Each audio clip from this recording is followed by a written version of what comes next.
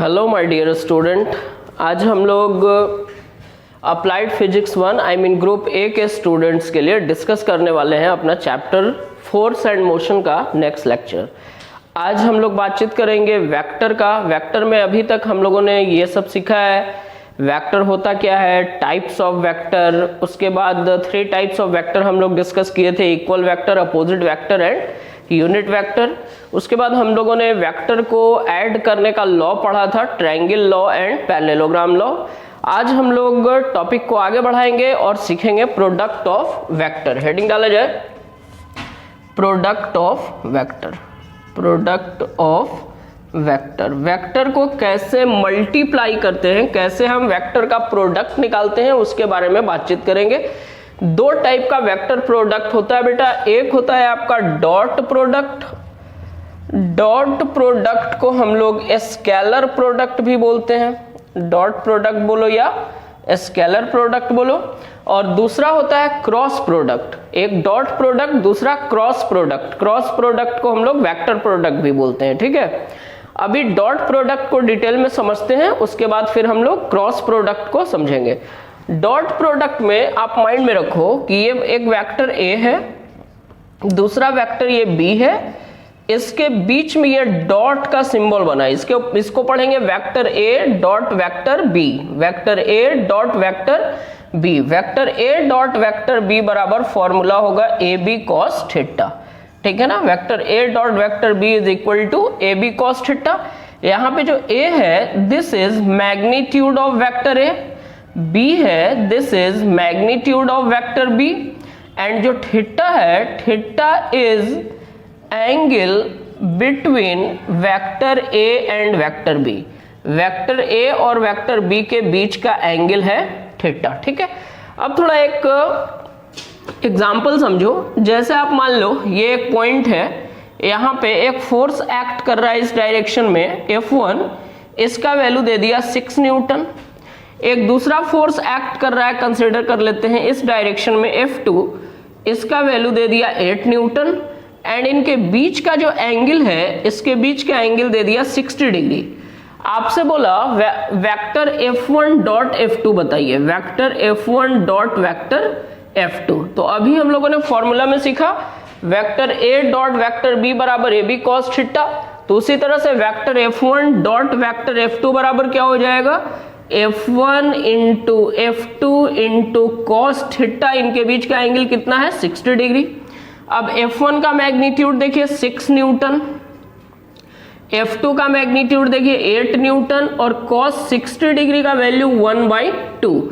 मतलब ये हो गया 2 से 6 को या 8 को कैंसिल कर देते हैं 4 टाइम में, 6 4 जा 24 Newton into Newton, Newton square.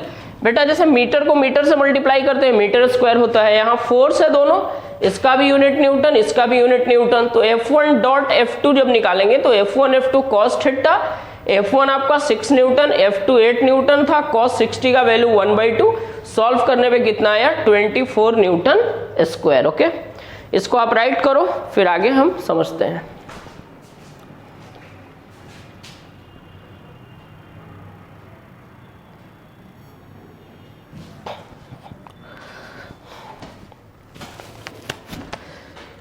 अब हम लोग सीखेंगे वेक्टर का dot product Cartesian coordinate system में। हेडिंग डालिए dot product of 2 vectors in rectangular या Cartesian coordinate system. Rectangular coordinate system, rectangular coordinate system में डॉट प्रोडक्ट कैसे निकलेगा। जैसे आप मान लो एक वेक्टर दिया हुआ है a बराबर x1i plus y1j plus z1k, and एक दूसरा वेक्टर है b equal to x2i plus y2j plus z2k। इन दोनों वेक्टर का डॉट प्रोडक्ट निकालना। आप ध्यान से देखिए, जो दोनों वेक्टर है ए और बी, दोनों वेक्टर रेक्टेंगुलर कोऑर्डिनेट सिस्टम मतलब एक्स वाई जेड एक्सिस के क्रॉस दिया हुआ है। अभी अपने को इनका डॉट प्रोडक्ट निकालना है। तो therefore vector A dot vector B बराबर ए का वैल्यू पुट करो x1i plus y1j plus z1k, उसके बाद डॉट है, बीच में डॉट है तो डॉट डालें, वेक्टर बी का वैल्यू पुट करो, ये है आपका x2i plus y2j plus z2k। Okay, अब ऐसा करेंगे कि x1 से सब में पहले मल्टीप्लाई करेंगे, फिर y1 से सब में मल्टीप्लाई करेंगे, फिर z1 से सब में करेंगे। तो पहला टर्म x1, यहां देखिए x2, x1 x2 i है, बीच में डॉट है, यहां i है, मतलब i dot i plus x1 y2, x1 y2 i है, बीच में डॉट है, यहां j है, i dot j plus x1 z2, x1 z2 यहां i है, बीच में डॉट है और इधर k है, means i dot k। x1 से तीनों में हो गया। उसी तरह से y1 से करना है तो y1 के आगे देखिए प्लस साइन, यहां भी प्लस, तो यहां हम लोग लगा दिए plus. y1 x2, y1 x2 j dot i, j dot i plus y1 y2, y1 y2 j dot j plus y1 z2, y1 z2 j dot k plus आगे बढ़िए, ये देखिए z1 x2, z1 x2 यहाँ पे k है, बीच में dot है, यहाँ पे i है, मतलब k dot i plus z1 y2, z1 y2 k dot j, k dot j plus z1 z2, z1 z2 k बीच में डॉट, यहां भी k, k डॉट k। यहां पे a और b का वैल्यू पुट किया और सिंपली हम इसको सॉल्व किए। जब a डॉट वेक्टर b को सॉल्व किए तो आप यहां नोटिस करो, तीन ऐसा प्लेस है जहां पे सेम यूनिट वेक्टर है, i डॉट i, यहां देखिए j डॉट j, और ये लास्ट वाले में देखिए k डॉट k। उसके बाद हर जगह डिफरेंट यूनिट वेक्टर है। तो बेटा अभी मैंने आपको सिखाया था कि vector a dot vector b बराबर ए बी कॉस थीटा होता है। इसी तरह से अगर आप unit vector i dot i निकालोगे तो i का मैग्नीट्यूड 1, i का फिर से मैग्नीट्यूड 1, और यूनिट वेक्टर i का डायरेक्शन क्या होता है, along x axis, along positive x axis. तो दोनों x एक्सिस के अलोंग है, मतलब इसके बीच का एंगल 0, तो ये हो जाएगा cos 0 degree, means i 1 into 1 into cos 0 का भी वैल्यू 1 हो गया, मतलब ये कितना हो गया 1। इसी तरह से कोई भी अलग अलग यूनिट वेक्टर होगा, j डॉट j है सेम यूनिट वेक्टर, इसका वैल्यू भी 1 आना है, k डॉट k है, दोनों सेम यूनिट वेक्टर है, इसका भी वैल्यू 1 आना है। बट अगर डिफरेंट यूनिट वेक्टर का डॉट प्रोडक्ट आप करते हो, जैसे आप निकाल रहे हो i डॉट j, तो i का मैग्नीट्यूड तो 1 हुआ, j का भी 1 हुआ, बट बेटा i पॉजिटिव x की तरफ होता है और j पॉजिटिव y की तरफ होता है, मतलब एक x एक्सिस की तरफ है, एक y एक्सिस की तरफ है, तो इसके बीच का एंगल कितना हो जाएगा 90 डिग्री। तो a डॉट b मतलब a b cos थीटा, तो यहाँ पे cos 90 डिग्री, cos 90 का वैल्यू 0, तो 1 इंटू 1 इंटू 0 बराबर सब मिलके हो गया 0। तो आप नोटिस कर रहे हो कि जब डिफरेंट यूनिट वेक्टर का डॉट प्रोडक्ट निकालते हैं तो उसका वैल्यू 0 आता है, बट जब सेम यूनिट वेक्टर का डॉट प्रोडक्ट निकालते हैं तो उसका वैल्यू 1 आता है। इसका मतलब कि जहां जहां पे डिफरेंट यूनिट वेक्टर वाले टर्म्स हैं वो सारे क्या हो जाएंगे, 0 हो जाएंगे। सिर्फ 3 ही ऐसा टर्म है जहां पे सेम यूनिट वेक्टर है और वही बचने वाला है। मतलब finally vector a dot vector b का वैल्यू अपने को क्या मिलेगा, तो vector a dot vector b बराबर, यहाँ पे देखो ये है x1 x2, i dot i कितना हो गया 1 हो गया, ये 0, ये भी 0, ये भी 0, y1 y2 j dot j का वैल्यू कितना हुआ 1 हो गया। मतलब सेम यूनिट वेक्टर जहां पे है बस वही वैल्यू यहाँ पे बचेगा, उसके अलावा डिफरेंट जहां पे यूनिट वेक्टर है सबका वैल्यू कितना हो जाएगा 0। तो फाइनली a डॉट b का फॉर्मूला आएगा x1 x2 plus y1 y2 plus z1 z2। ये फॉर्मूला आपको माइंड में रखना है vector A dot vector B का, ठीक है। सेम सेम यूनिट वेक्टर वाला सारा 1 हो गया और डिफरेंट डिफरेंट यूनिट वेक्टर का सारा वैल्यू कितना हो गया, 0 हो गया। तो सिर्फ 3 ही ऐसा लोकेशन था बच्चा जहां पे सेम सेम यूनिट वेक्टर था i डॉट आई, यहाँ पे j डॉट जे, यहाँ पे k डॉट के। इसके अलावा सब जगह अलग अलग यूनिट वेक्टर था। तो डिफरेंट डिफरेंट यूनिट वेक्टर वाले सारे 0 हो गए, सेम सेम यूनिट वेक्टर वाला 1 हो गया।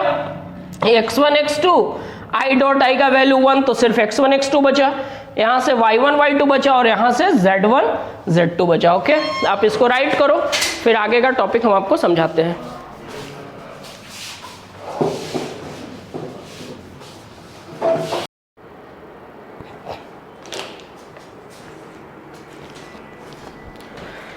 अब हम लोग डिस्कस करेंगे cross product of two vector. Heading डाल लिया जाए। प्रोडक्ट हम आपको डॉट प्रोडक्ट समझा है, अब हम लोग डिस्कस करेंगे क्रॉस प्रोडक्ट के बारे में। Cross product of two vectors. Cross product को बच्चा वेक्टर प्रोडक्ट भी बोला जाता है, वेक्टर प्रोडक्ट, ठीक है। जैसे ये वेक्टर ए है, बीच में क्रॉस, ये vector B. Vector A cross vector B का फॉर्मूला होता है ए बी साइन थीटा, ठीक है। अब पहला टाइप ये माइंड में रखिएगा। दूसरा टाइप वही रेक्टेंगुलर कोऑर्डिनेट सिस्टम में हम लोग सीखेंगे। Rectangular coordinate system. Rectangular coordinate system मतलब vector X Y Z axis के अक्रॉस दिया रहेगा। जैसे मान लो वेक्टर ए गिवन है आपका x1i plus y1j plus z1k, और वेक्टर बी गिवन है आपका x2i plus y2j plus z2k। अपने को निकालना है vector A cross vector B, ठीक है। ए की जगह पे ए का वैल्यू पुट कर रहे हैं x1i plus y1j plus z1k, बीच में क्रॉस, फिर वेक्टर बी का value x2i plus y2j plus z2k, ठीक है। बिल्कुल जैसे डॉट प्रोडक्ट में हम लोग मल्टीप्लाई किए, एकदम सिमिलर मैनर में हम लोगों को क्रॉस प्रोडक्ट में भी मल्टीप्लाई करना पड़ेगा। तो सबसे पहले x1 से तीनों में कर लेते हैं। ये है आपका x1, यहाँ पे है आपका x2, i cross i plus x1 y2, x1 y2 i cross j plus x1 z2, x1 z2 i cross के। फिर यहाँ y1 से प्लस है, यहाँ पे भी प्लस, तो ये प्लस का sign, y1 x2, y1 x2 j cross i plus y1 y2, y1 y2 j cross j plus y1 z2, y1 z2 j cross k। अब इसी तरह से हम लोग z1 से करेंगे, तो z1 x2 k cross i, k cross i plus z1 y2 k cross j plus z1 z2 k cross k। यहाँ पे भी आप नोटिस करो कि 3 ऐसा लोकेशन है जहां पे सेम सेम यूनिट वेक्टर है, i डॉट आई, यहाँ पे आपका j डॉट j और इस पोजीशन में k डॉट k। हम लोग पहले यूनिट वेक्टर के क्रॉस प्रोडक्ट को सॉल्व करते हैं, उसके बाद यहाँ पे इंप्लीमेंट करेंगे। तो i क्रॉस i, अभी अभी हम आपको समझाएं vector a cross vector b बराबर ए बी साइन थीटा, ठीक है। इसको यूज करके आप बताओ i क्रॉस i, तो i का मैग्नीट्यूड 1, फिर से i का मैग्नीट्यूड 1, और दोनों पॉजिटिव x डायरेक्शन में है, दोनों पॉजिटिव x। तो जब दो वेक्टर सेम डायरेक्शन में है मतलब इसके बीच की एंगल 0 डिग्री, तो ये हो गया आपका साइन 0 डिग्री। साइन जीरो का वैल्यू बच्चा जीरो हो गया, मतलब कुल मिला के ये कितना आया, जीरो। इसी तरह से जे क्रॉस जे का भी वैल्यू जीरो होगा, के क्रॉस के का भी वैल्यू जीरो होगा। लेकिन डिफरेंट वाले यूनिट वेक्टर का क्रॉस प्रोडक्ट करने के लिए आपको एक साइक्लिक प्रोसेस समझना पड़ेगा। जैसे हमने एक साइकिल बना लिया, मान लो किसी भी एक डायरेक्शन को डिसाइड करके तीनों यूनिट वेक्टर बना देंगे आई, जे और के, ठीक है। अब जिस डायरेक्शन में आपने एरो बनाया है उस डायरेक्शन में आप चलना स्टार्ट करो। ये देखो आई के बाद क्या आया, जे, तो ठीक है, आई क्रॉस जे बराबर होगा के। अब जे से चलना स्टार्ट करो, जे क्रॉस के बराबर क्या होगा, आई, जे क्रॉस के बराबर आई हो गया। अब के से चलो आप, के क्रॉस आई बराबर जे, के क्रॉस आई बराबर जे। अगर आप अपोजिट चलते हैं, जैसे आई के बाद आप एंटी क्लॉकवाइज जाके के पे आते हो, आई क्रॉस के, ठीक है, देखिए अपोजिट जा रहे हैं हम लोग, आई क्रॉस के बराबर माइनस जे, आई क्रॉस के बराबर माइनस जे। इसी तरह से के क्रॉस जे बराबर माइनस आई, के क्रॉस जे बराबर माइनस आई। उसके बाद जे क्रॉस आई बराबर माइनस के, जे क्रॉस आई बराबर माइनस के, ठीक है। आप इसको राइट करिए, इन सब का इस्तेमाल हम लोग यहां पे करेंगे तो ए क्रॉस बी का हम लोगों को वैल्यू पता चलेगा। Okay, write down.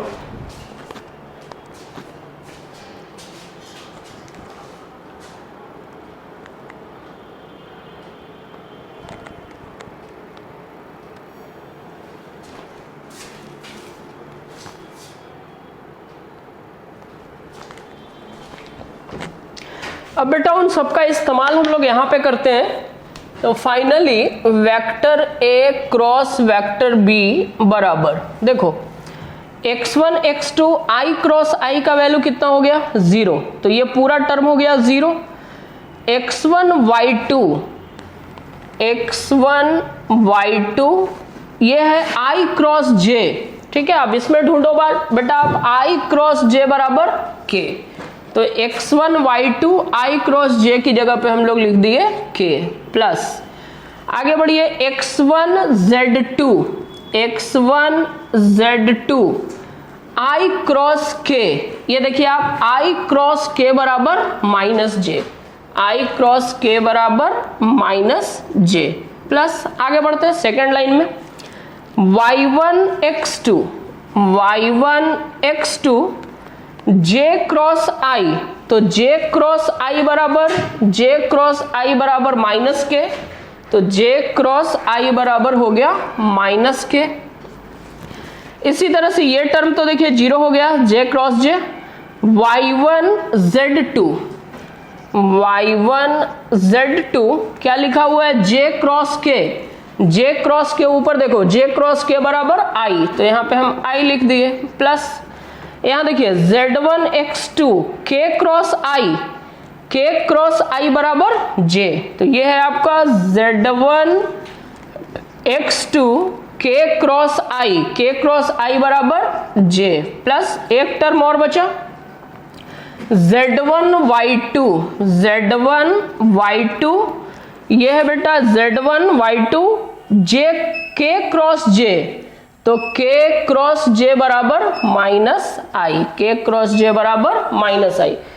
अब यहां से सबसे पहले therefore vector a cross vector b बराबर, सबसे पहले यूनिट वेक्टर i कॉमन लेते हैं, ठीक है। यूनिट वेक्टर i कॉमन लेंगे तो देखिए यहां से मिलेगा y1 z2, और यहां से i कॉमन लोगे तो ये माइनस और ये प्लस मल्टीप्लाई हो गया, माइनस हो जाएगा माइनस z1 y2, ठीक है, प्लस j कॉमन ले लो बच्चा, j कॉमन लेंगे तो यहां पे देखिए z1 x2, ठीक है, j कॉमन लिए तो माइनस बच गया, यहां पे क्या बचा माइनस x1 z2 प्लस, इसी तरह से आप यूनिट वेक्टर k कॉमन ले लीजिए, k कॉमन लेंगे तो यहां से x1 y2 और यहां से माइनस y1 x2, ठीक है। ये वैल्यू जो मिला ये है आपका रेक्टेंगुलर कोऑर्डिनेट सिस्टम में a क्रॉस b का formula, vector a cross vector b। अब यहां ध्यान से देखो आप कि ब्रैकेट के बाहर जो है वो यूनिट वेक्टर है, डायरेक्शन है, और ब्रैकेट के अंदर मैग्नीट्यूड है। मतलब a क्रॉस b में मैग्नीट्यूड भी है और डायरेक्शन भी है, इसीलिए vector a cross vector b को वेक्टर प्रोडक्ट भी बोला जाता है। क्रॉस प्रोडक्ट को वेक्टर प्रोडक्ट भी बोलते हैं। और दो वेक्टर का जो क्रॉस प्रोडक्ट होता है वो वेक्टर देता है, मतलब उसमें मैग्नीट्यूड भी होता है और डायरेक्शन भी होता है, वो वेक्टर लॉ को फॉलो करता है। ठीक है, इसीलिए क्रॉस प्रोडक्ट का दूसरा नाम वेक्टर प्रोडक्ट भी होता है। राइट करो आप।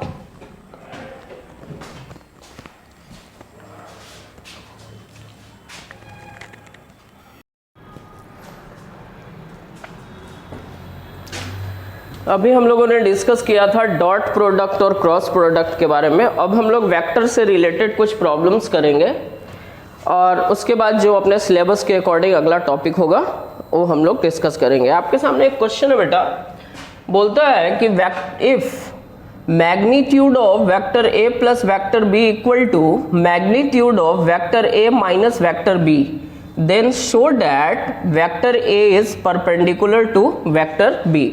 यहाँ पे बोलता है कि दो वेक्टर a प्लस b के सम का जो मैग्नीट्यूड है वो vector a minus vector b के मैग्नीट्यूड के बराबर है। तो आपको प्रूफ करना है कि वेक्टर a और वेक्टर b परपेंडिकुलर है। ठीक है, अब यहाँ पे देखो vector a plus vector b का मैग्नीट्यूड, तो vector a plus vector b का मैग्नीट्यूड क्या होगा? तो ये होगा simply root under a square plus b square plus 2ab cos theta. ठीक है, इसी तरह से vector a minus vector b का मैग्नीट्यूड क्या होगा? Vector a minus vector b बराबर root under a square plus b square plus 2ab not plus, यहाँ माइनस है ना, a square plus b square minus 2ab cos theta. और ये दोनों इक्वल है according to question. Magnitude of vector a plus vector b is equal to magnitude of vector a minus vector b, ये दोनों equal है। अब दोनों का वैल्यू पुट कर देते हैं, तो therefore vector a plus vector b का मैग्नीट्यूड ये हो गया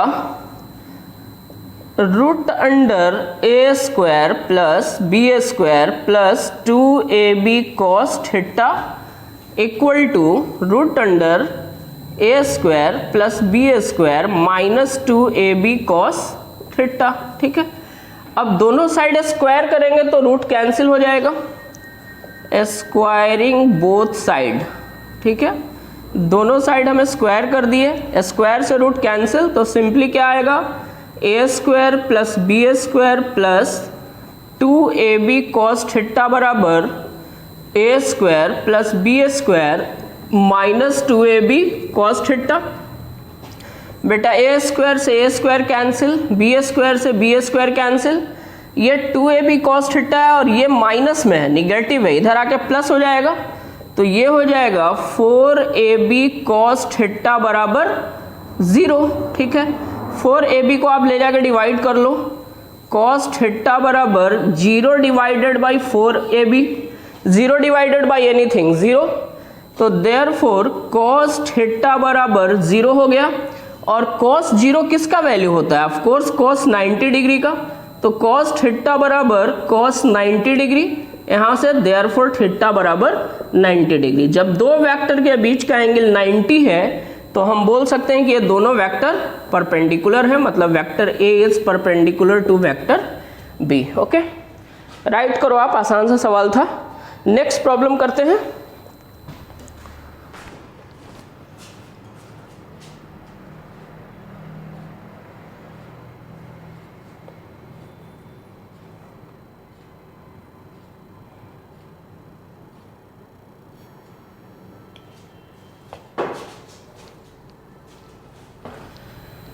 अगला प्रॉब्लम है, यहाँ पे बोलता है two vectors have magnitude 3 unit and 4 unit.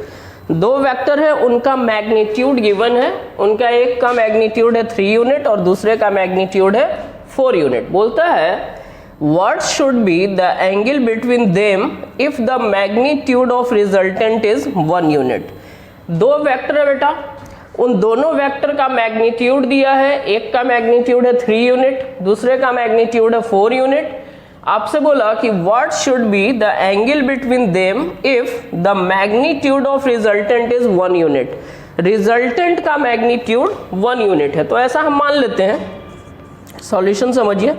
हम मान लिए वेक्टर ए का मैग्नीट्यूड है 3 यूनिट, वेक्टर बी का मैग्नीट्यूड है 4 यूनिट और रिजल्टेंट का मैग्नीट्यूड ऑफ रिजल्टेंट कितना है 1 यूनिट।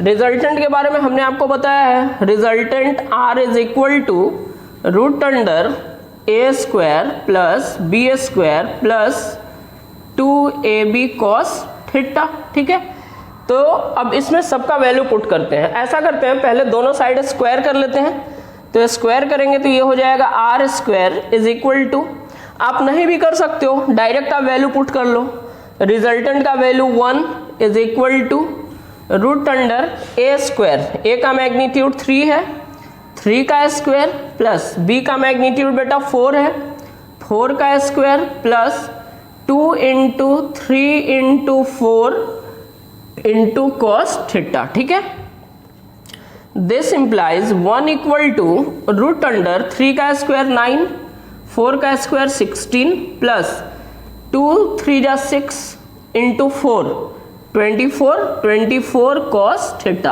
अब तो स्क्वायर करना होगा, इसको एक टर्म और बढ़ा लेते हैं, ऐड कर देते हैं। 1 इक्वल टू रूट अंडर कितना हो गया ये 25 प्लस 24 कॉस थीटा। ठीक है, अब दोनों साइड आप स्क्वायर कर लो, जब आप स्क्वायर करोगे तो 1 का स्क्वायर 1 ही रहने वाला है और इधर स्क्वायर करेंगे तो रूट कैंसिल हो जाएगा। तो this implies 1 equal to 25 plus 24 cos theta. 25 को इधर लेकर आ जाते हैं तो 1 माइनस 25 बराबर 24 कॉस थीटा। 1 माइनस 25 मतलब minus 24 equal to 24 cos theta. Therefore cos theta is equal to minus 24 by 24, this equal to -1। अब बेटा कॉस का वैल्यू -1 कब होता है 180 डिग्री पे होता है, तो कॉस थीटा बराबर cos 180 degree, therefore theta is equal to 180 degree. Angle पता चल गया, दोनों वेक्टर के बीच का एंगल 180 डिग्री। ठीक है, आसान सा सवाल था, जल्दी से आप इसको सॉल्व करो। कभी भी मैं क्वेश्चन देता हूं तो आप पहले वीडियो को पॉज करो, खुद से ट्राई करो, देन आफ्टर आप सॉल्यूशन से अपने आंसर को मैच कराओ। This is the best way to make your concept better. Okay, write करो आप इसको, फिर अगला प्रॉब्लम देखते हैं।